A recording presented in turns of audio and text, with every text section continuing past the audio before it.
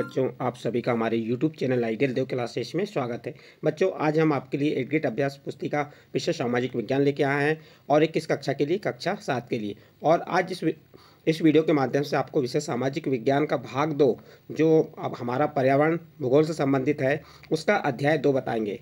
और इस एडग्रेड अभ्यास पुस्तिका को वर्ष 2024-25 के लिए बनाया गया है और किसके द्वारा?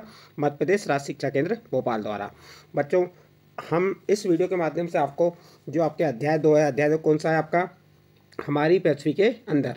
अध्याय 2 क्या है? हमारी पृथ्वी के अंदर। इसके जो विकल्प दिए हैं, खालिस्तान दिए हैं, रिक्त स्थान दिए हैं, अति लघुत्तरी लघुत्तरी प्रश्न दिए हैं, उन प्रश्नों के उत्तर आपको आसान तरीके से समझाएंगे। इसके पहले के वीडियो में हमने जो इतिहास से संबंधित जो अध्याय 8 तक बता चुके हैं और भूगोल का अध्याय 1 पर्यावरण भी बता चुके हैं हमारे चैनल के माध्यम से। और हमारे चैनल का नाम तो आपको मालूम ही है, आइडियल देव क्लासेस। उसमें जाके आप प्ले लिस्ट में आप जाके देख सकते हैं। तो चलिए बच्चों, अध्याय 2 पृथ्वी के अंदर से संबंधित जो प्रश्न उनको हल करते हैं। इसका पहला प्रश्न क्या है? अवसादी शेल का उदाहरण है। ए नंबर बलुआ पत्थर। ए नंबर क्या है? बलुआ पत्थर। बी नंबर आप देख सकते हैं इसमें बलुआ पत्थर के बाद संगमरमर, बेसाल्ट, ग्रेनाइट। तो अवसादी शेल का उदाहरण क्या है? तो आपका सही आंसर आ जाएगा ए नंबर बलुआ पत्थर। नेक्स्ट क्वेश्चन है क्वेश्चन नंबर 2। पत्थरों का उपयोग किस खेल में होता है? ए नंबर क्रिकेट, बी नंबर चीबिड्डी यानी स्टापू का किट और खो खो, और डी नंबर है वॉलीबॉल। तो इसमें इसका सही आंसर आपका हो जाएगा बी नंबर चीबिड्डी यानी स्टापू या किट यानी इसका बी नंबर का ऑप्शन आपका सही होगा। नेक्स्ट प्रश्न है आपका प्रश्न नंबर 3। ईंधन के रूप में उपयोग नहीं किया जाता। ए नंबर पेट्रोल, बी नंबर कोयला, सी नंबर प्राकृतिक गैस और डी नंबर लोहा। तो यहाँ पे पेट्रोल, कोयला और प्राकृतिक गैस का उपयोग ईंधन के रूप में किया जाता है, लेकिन जो लोहा है, लोहा का उपयोग हम ईंधन के रूप में नहीं करते, इसलिए प्रश्न नंबर 3 का सही आंसर क्या होगा? लोहा। नेक्स्ट प्रश्न है ग्रेनाइट उदाहरण है। ग्रेनाइट किसका उदाहरण है? ए नंबर आग्नेय शैल, बी नंबर अवसादी शैल, सी नंबर कांतिज शैल और डी नंबर मैदा। तो आपका सही आंसर आ जाएगा ए नंबर आग्नेय शैल। जो ग्रेनाइट है वो किसका उदाहरण है? आग्नेय शैल का उदाहरण है। इसका नेक्स्ट 5वां प्रश्न देखते हैं। एक सेल से दूसरे सेल में परिवर्तन होने की प्रक्रिया कहलाती है। ए नंबर निक्षेपण, बी नंबर अपरदन, सी नंबर सेल चक्र और डी नंबर परिवहन। तो इसका सही आंसर आ जाएगा आपका सी नंबर सेल चक्र। एक सेल से दूसरे सेल में परिवर्तन होने की प्रक्रिया सेल चक्र कहलाती है। आपका यहाँ पे प्रश्न नंबर 5 कंप्लीट हुआ। इसका नेक्स्ट प्रश्न आता है आपका प्रश्न नंबर 6।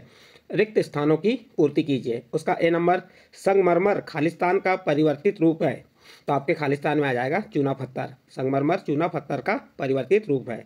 नेक्स्ट प्रश्न है कोयला, प्राकृतिक गैस, पेट्रोलियम का उपयोग खालिस्तान के रूप में किया जाता है। तो देखिए बच्चों, यहाँ पे कोयला, प्राकृतिक गैस और पेट्रोलियम, इसका उपयोग किसके रूप में किया जाता है? तो ईंधन के रूप में किया जाता है। तो आपको खालिस्तान में क्या आ जाएगा? ईंधन। नेक्स्ट प्रश्न है शैलों के चटक कर टूटे हुए टुकड़े, शैलों के चटक कर टूटे हुए टुकड़े खालिस्तान कहलाते हैं। तो आपके खालिस्तान में आ जाएगा अवसाद कहलाते हैं। क्या कहलाते हैं? अवसाद कहलाते हैं। फिर नेक्स्ट प्रश्न है पृथ्वी की आंतरिक कोण की त्रिज्या लगभग, पृथ्वी की आंतरिक कोण की त्रिज्या लगभग 3500 किलोमीटर है। खालिस्तान में क्या भर देंगे? 3500 किलोमीटर।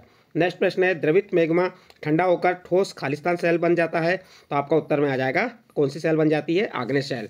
इस प्रकार से आपका प्रश्न नंबर 6 में जो आपके ए से ई तक खालिस्तान दिए थे, ये 5 खालिस्तान आपको बता दिए। इसके बाद नेक्स्ट प्रश्न आता है आपका प्रश्न नंबर 7। प्रश्न नंबर 7 क्या कह रहा है? लाल किला एवं ताजमहल का निर्माण किस प्रकार के पत्थरों से किया गया है? तो आप उत्तर बताएंगे।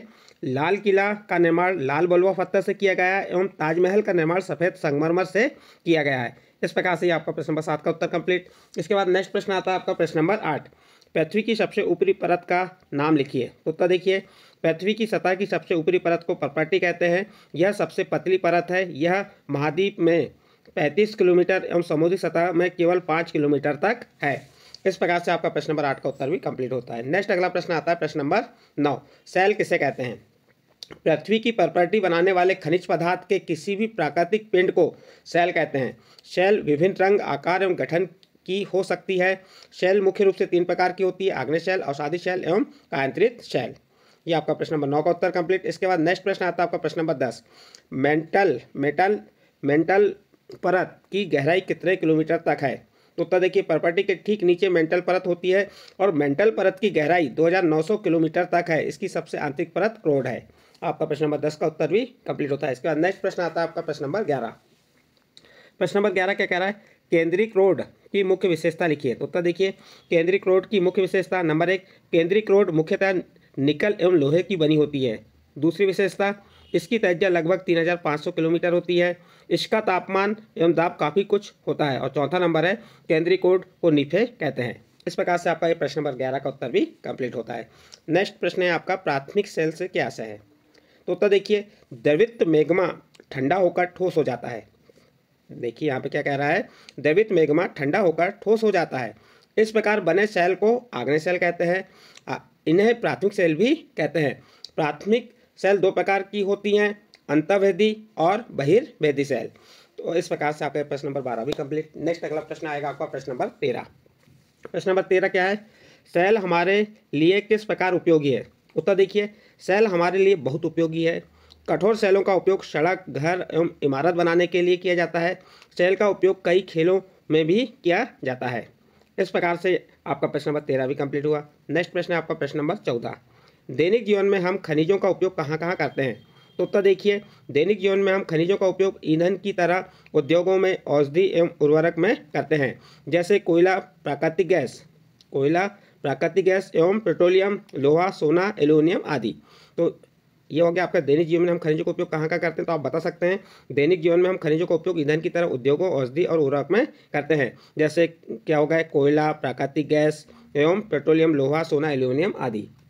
प्रश्न नंबर 14 का उत्तर कंप्लीट होता है। इसके बाद नेक्स्ट प्रश्न आता है आपका प्रश्न नंबर 15। प्रश्न नंबर 15 क्या कह रहा है, सेलें कितने प्रकार की होती है, उनका वर्णन कीजिए। तो आप उत्तर बता देंगे। मुख्य रूप से सेल 3 प्रकार की होती है। नंबर 1 आग्नेय सेल, नंबर 2 अवसादी सेल, नंबर 3 कांतिज सेल। और इन सेलों का आपको वर्णन करना है। तो मैंने 2 सेलों का वर्णन बता दिया हूँ, तीसरी सेल का वर्णन आप स्वयं कर लेंगे। जैसे आग्नेय सेल, जब द्रवित लावा पृथ्वी की सतह पर आता है, यह तेजी से ठंडा होकर ठोस बन जाता है। इस प्रकार से बने सेल को आग्नेय सेल कहते हैं। और अवसादी सेल क्या है, अदृढ़ अवसाद दबकर एवं कठोर होकर सेल की परत बनाते हैं। इस प्रकार की सेलों को अवसादी सेल कहते हैं। इस प्रकार से आपका ये प्रश्न नंबर 15 का उत्तर भी कंप्लीट होता है। नेक्स्ट प्रश्न आता है आपका प्रश्न नंबर 16। सेल चक्र क्या है, चित्र बनाकर समझाइए। तो देखिए, किन्हीं निश्चित दशाओं में एक प्रकार की सेल चक्रीय तरीकों से एक दूसरे में परिवर्तित हो जाते हैं। एक सेल से दूसरे सेल में परिवर्तन होने की इस प्रक्रिया को सेल चक्र कहते हैं। जैसे देखिए, ये मैग्मा जिसमें आग्नेय सेल में परिवर्तित हुआ, आग्नेय सेल अवसाद में, अवसादी सेल में, और कांतिज सेल किसमें अवसादी सेल कांतिज सेल में, और कांतिज सेल फिर मैग्मा में। तो इस प्रकार से ये इसका सेल चक्र आप बना सकते हैं। आपका प्रश्न नंबर 16 का उत्तर कंप्लीट होता है। इसके बाद नेक्स्ट प्रश्न है आपका प्रश्न नंबर 17। पृथ्वी के आंतरिक भाग का नामांकित चित्र बनाइए। तो देखिए बच्चों, यहाँ पे आप इस प्रकार से पृथ्वी के आंतरिक भाग का चित्र बना देंगे और वहाँ बता देंगे ये जो है आपकी, ये क्या है, ये प्रॉपर्टी है, ये क्या है आपका स्थल मंडल है, ये स्थल मंडल हो गया है। यहाँ पे कोड मेंटल, सीमा, बाह्य कोड, और यहाँ पे मेंटल बता देंगे, और ये आंतरिक कोड। इस प्रकार से आप पृथ्वी के आंतरिक भाग का नामांकित चित्र बना के बता सकते हैं, जो आपकी पुस्तक में दिया गया है। इस प्रकार से ये आपका प्रश्न नंबर 17 भी कंप्लीट होता है। इसके बाद नेक्स्ट प्रश्न आता है आपका प्रश्न नंबर 18। प्रश्न नंबर 18 क्या कह रहा है, जीवाश्म किसे कहते हैं। तो उत्तर देखिए, शैलों की परतों में दबे मृत पौधों एवं जीव जंतुओं के अवशेषों को जीवाश्म कहते हैं। जीवाश्म पृथ्वी के अंदर और चट्टानों में मिलता है। तो ये आपका प्रश्न नंबर 18 का उत्तर हो गया। इसके बाद नेक्स्ट प्रश्न आता है आपका प्रश्न नंबर 19। आग्नेय और कांतिज सेल में उदाहरण सहित अंतर लिखिए। देखिए, आग्नेय सेल क्या है, जब द्रवित लावा पृथ्वी की सतह पर आता है यह तेजी से ठंडा होकर ठोस बन जाता है। प्रॉपर्टी पर इस प्रकार से बने सेल को आग्नेय सेल कहते हैं, और इसका उदाहरण हो गया बेसाल्ट। और कांतिज सेल क्या है, आग्नेय एवं अवसादी सेल उच्च ताप एवं दाब के कारण कांतिज सेलों में परिवर्तित हो सकती है। उदाहरण के लिए चिकनी मिट्टी